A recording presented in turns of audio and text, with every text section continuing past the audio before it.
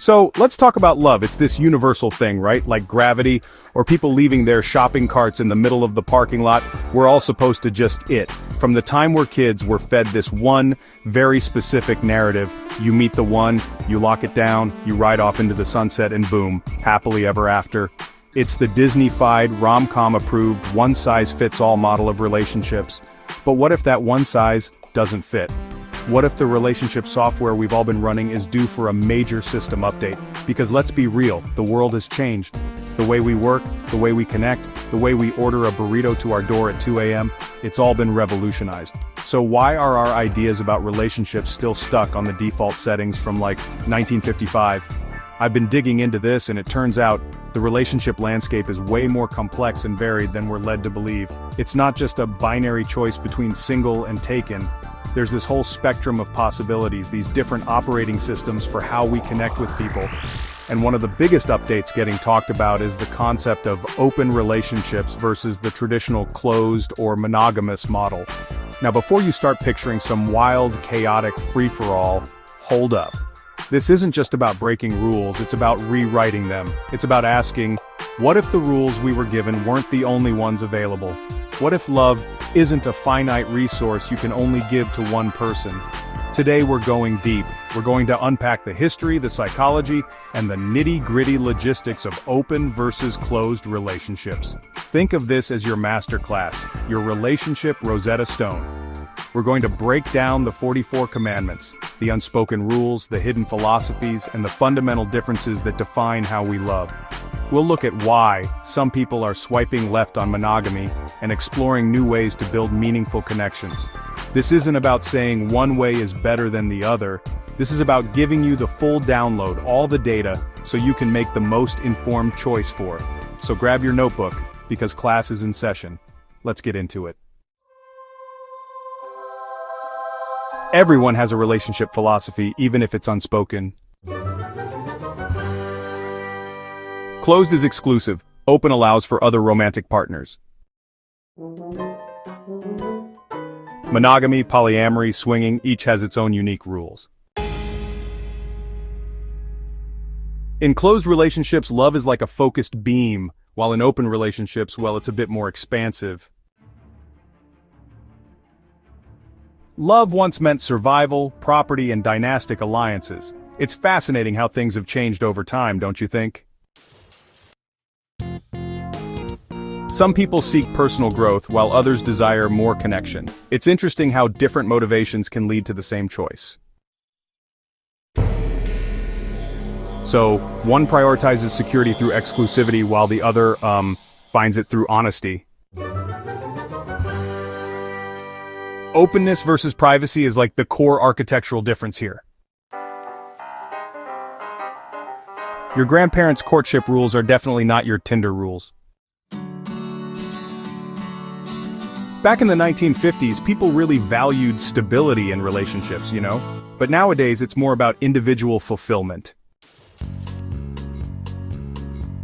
So, the main difference between an open relationship and a closed relationship is, well, the agreement about sexual exclusivity. Economic shifts honestly have a direct correlation with our expectations in relationships. You know, technology didn't just change dating, it changed, well, pretty much everything. Every era had its own commandments, like, thou shalt marry thy neighbor. But now the biggest commandment is, thou shalt choose thyself. So, you know, the power dynamics in relationships have really changed a lot. It's shifted from that old hierarchy to, well, more of an attempted partnership these days. Back then, being open in a relationship was super taboo. But now, it's honestly seen as a considered and valid choice for many people. Exclusivity is still the default setting for most couples, but, you know, choosing to be open is like having a custom-built arrangement that really fits the people involved. So think of it as relationship operating systems, monogamy OS, polyos. I wanted to grow without being confined by expectations.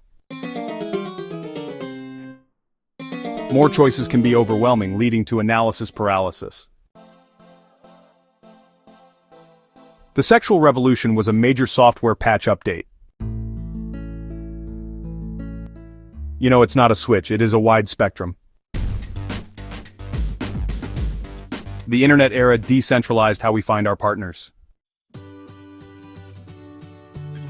You know, I realized my love wasn't a pie with one slice.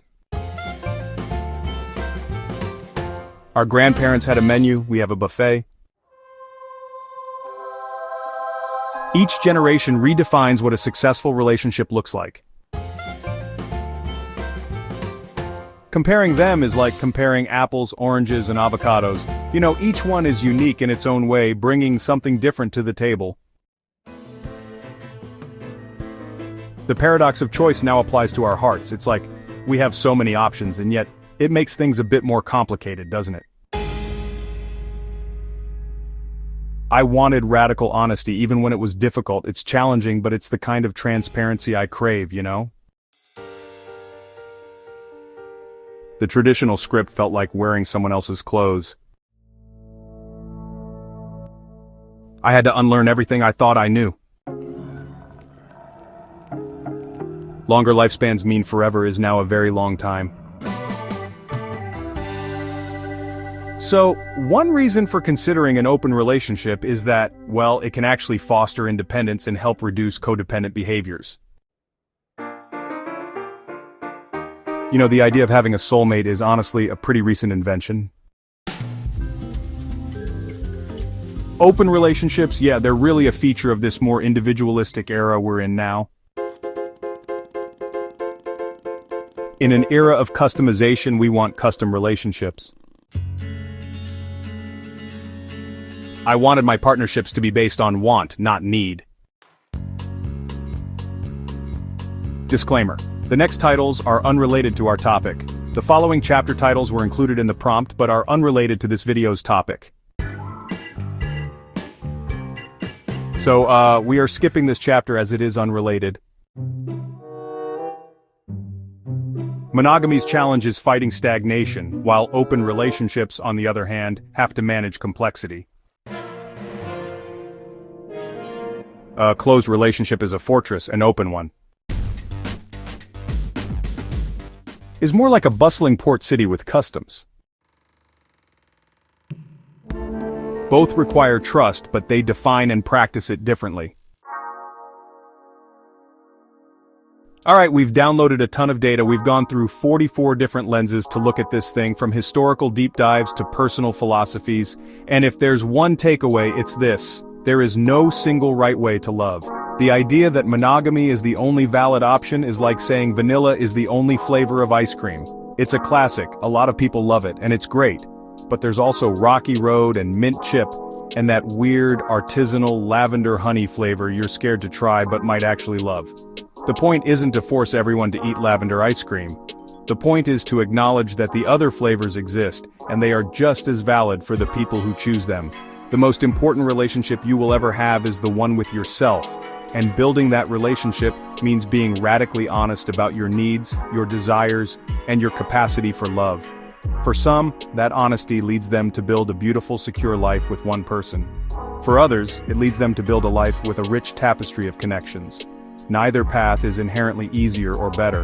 An open relationship requires a staggering amount of communication, emotional intelligence, and scheduling. It's not a casual undertaking. And a healthy monogamous relationship requires constant effort to fight complacency and keep the connection alive. Both are hard work. So, the ultimate commandment, the 45th commandment if you will, isn't about choosing open or closed. It's about choosing intentionally. It's about sitting down with yourself and with your partner or partners and designing your own set of rules based on your shared values. Don't just accept the default settings. Go into the menu, see all the options, and build a relationship that is authentic to you. The goal isn't a perfect relationship, because that doesn't exist. The goal is a conscious one. Thanks for tuning in.